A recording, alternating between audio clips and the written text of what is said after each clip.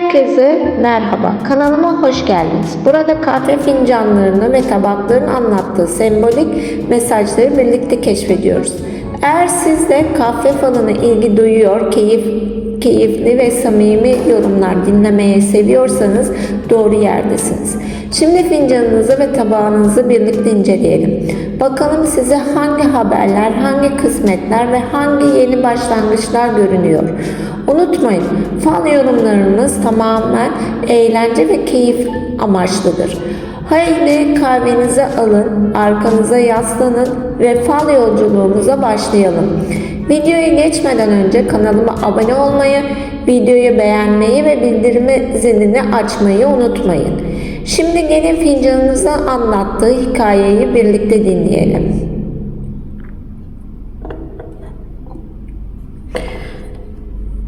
Canım fincanın çok konuşuyor. İlk dikkatime çeken şey fincanın içinde yukarı doğru uzanan uzun yollar. Bu önünde açılan birkaç farklı kapıyı gösteriyor. Son zamanlarda hangisini seçmeliyim diye düşündüğüm bir konu var. Karar vermekte zorlanmışsın ama aslında kalbin kararını çoktan vermiş. Fincanın dibi koyu ama tamamen kapalı değil. Bu çok önemli. Yaşadığın sıkıntılar seni yormuş ama artık sonuna gelmişsin. Önümüzdeki 1-2 ay içinde seni rahatlatacak bir gelişme görüyorum. Bu aileyle, işle ya da maddi bir konuyla olabilir. Ama dağın hemen yanında beyazlık var. Yani engelin ardında ferahlık geliyor. Bak burada, şurada görüyorsunuz, 2 yol var. 2 yol birleşiyor. Bu bana 2 kişinin tekrar konuşacağını söylüyor. Araya giren bir soğukluk ya da kırgınlık bitiyor. Eğer küs olduğun biri varsa haberleşme ihtimali yüksek. Şurada görüyorsunuz, kuş görüyorum. Kuş her zaman haberdir. Beklediğin telefon, mesaj ya da resmi bir evrak geliyor. Bu haber seni sevindirecek. Bir de dikkatime çeken bir göz şekli var. Sana nazar olmuş. Son zamanlarda işler tamamen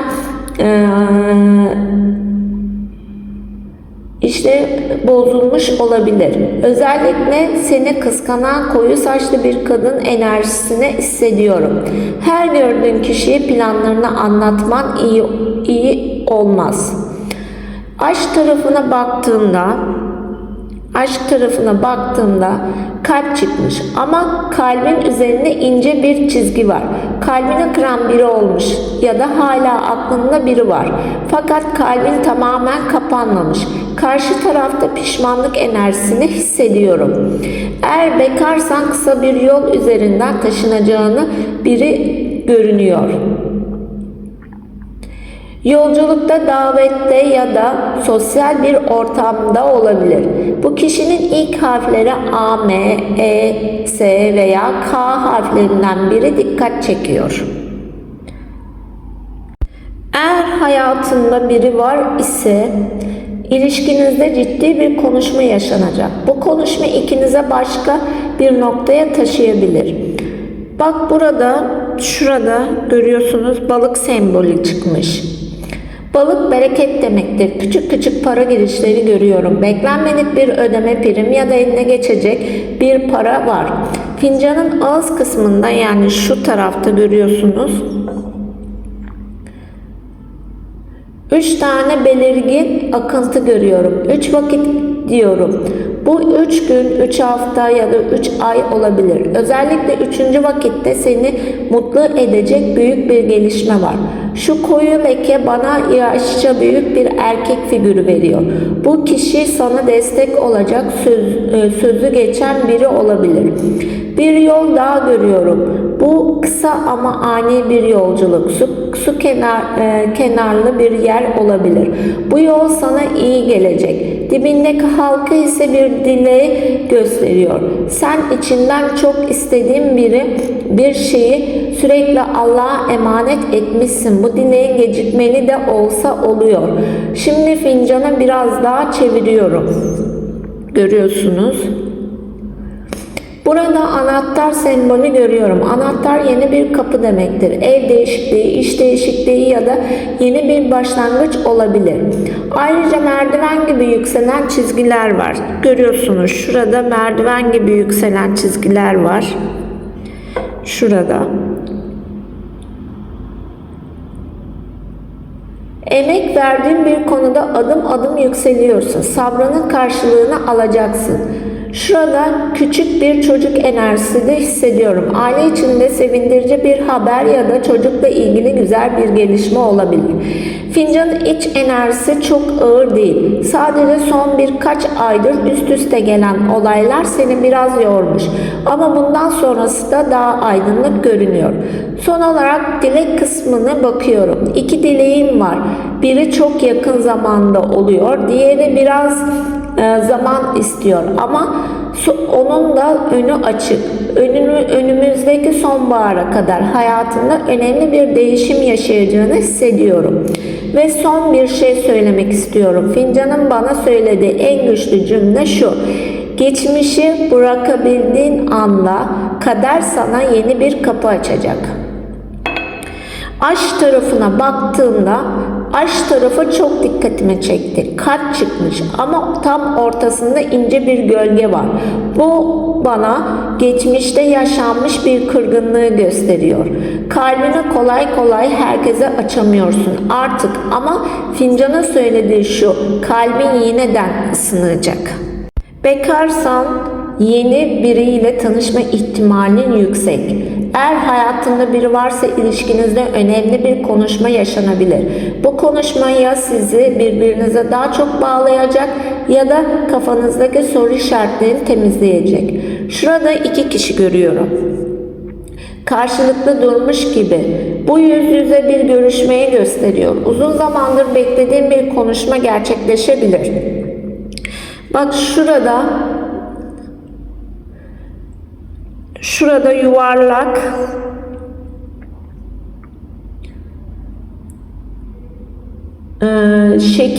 yuvarlak şekle bana yüzük sembolünü anımsatıyor. Bu sadece evlilik anlamına gelmez. Ciddi bir teklif, sözleşme ya da önemli bir anlaşma da olabilir. Balık şurada görüyorsunuz, balık. Şöyle göstereyim.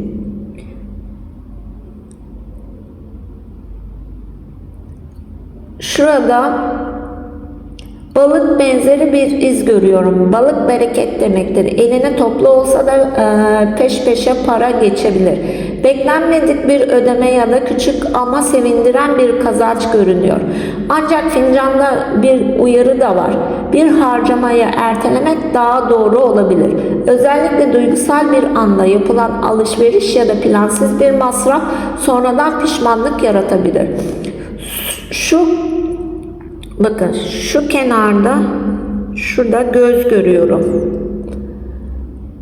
Dikkatimi çok çekti. Bu nazarı gösteriyor. Son zamanlarda enerjinin bir anda düşmesi ya da işler tam yoluna girecekken aksaması biraz da bununla ilgili olabilir. Planlarını herkesle paylaşmamaya çalış.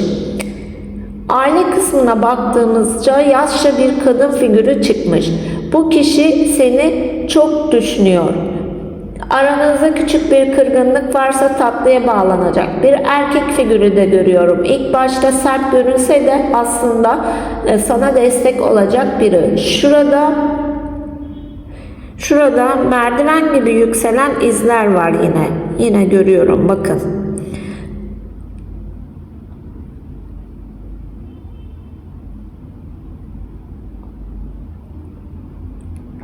Bu kariyer ya da eğitim alanında adım adım yükselmeyi gösteriyor. Hızlı değil ama sağlam ilerleyeceksin.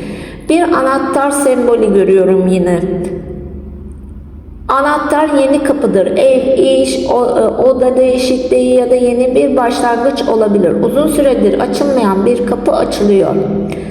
Senin 2 büyük dileğin var gibi görünüyor. Birini sürekli aklından geçiriyorsun, diğerini ise sadece geceleri Allah'a emanet ediyorsun. İki dileğin 3 vakit içinde olumlu bir gelişme gösterebilir. İkinci dileğin biraz daha sabır istiyor ama yolu açık. Fincanın kenarında ince ince akan çizgiler gözyaşlarını gösteriyor. Ama bunlar üzüntü gözyaşı değil, rahatlama gözyaşı.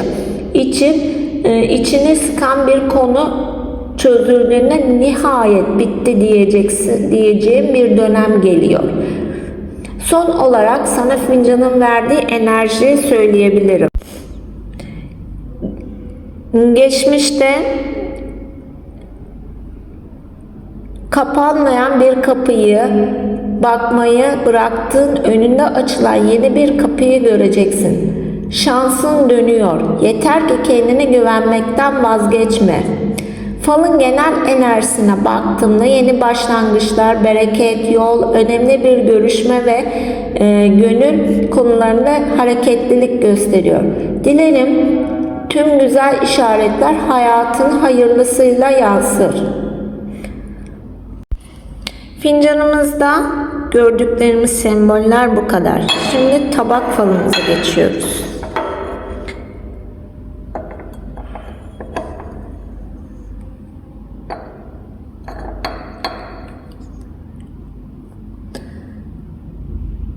Canım, tabağını ilk gördüğüm anda şunu hissettim. Sen çok büyük bir yük arkadan bırakmaya başlamışsın.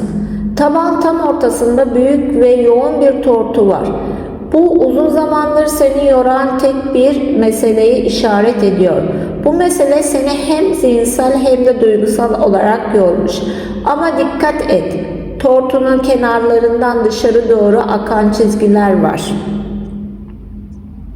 Tabak falında bu çok güzel bir işarettir. Sıkıntının tabağa akması yükün senden çıkmaya başladığını gösterir.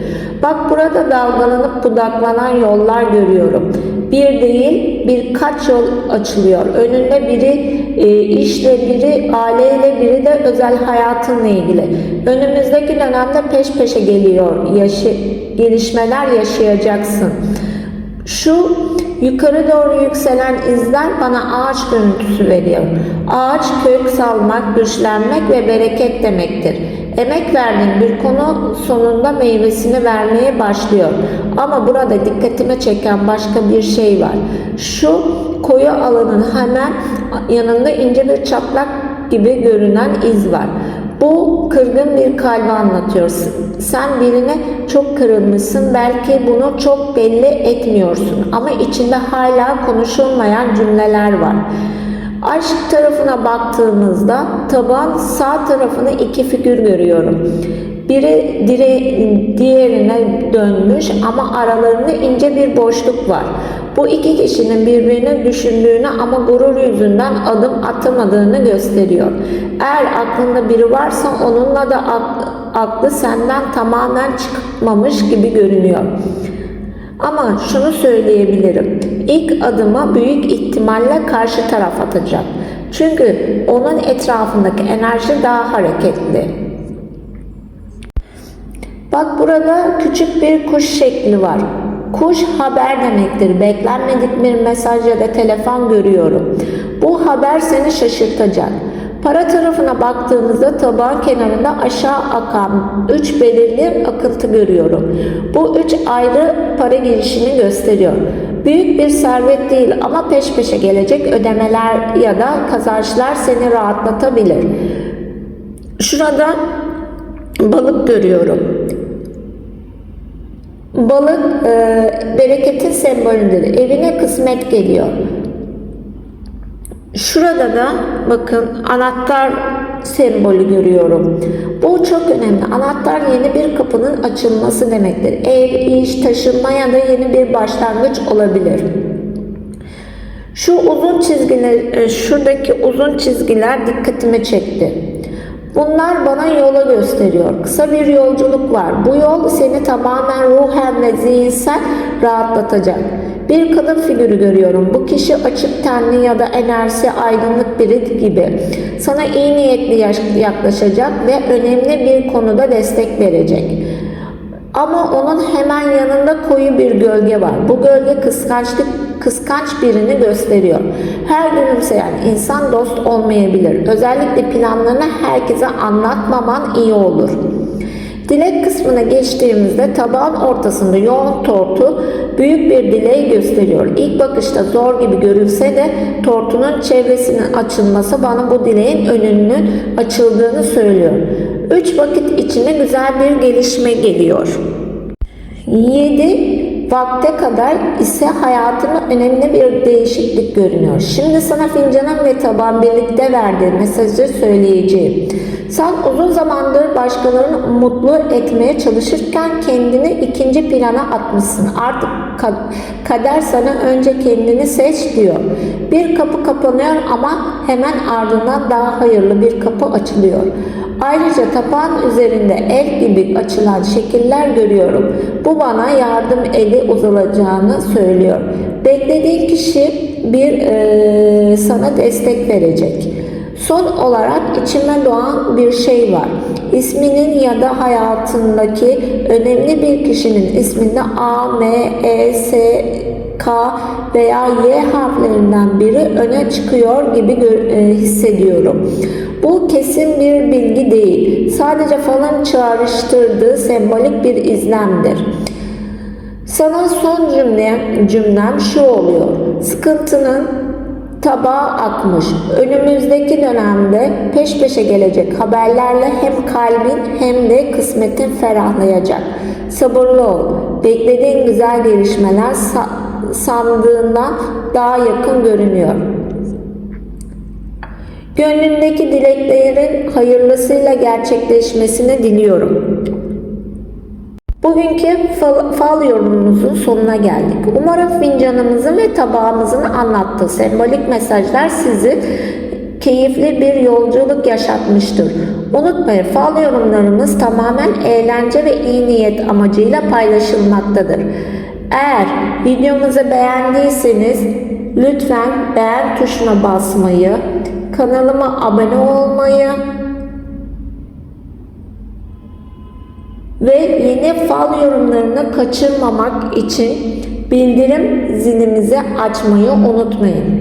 Siz de falınızın yorumlanmasını istiyorsanız fincan ve tabak fotoğraflarınızı yorumlarda ya da iletişim bilgilerimiz üzerinden bizimle paylaşabilirsiniz.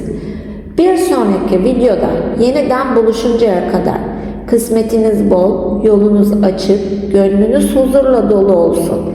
Kendinize çok iyi bakın. Hoşça kalın.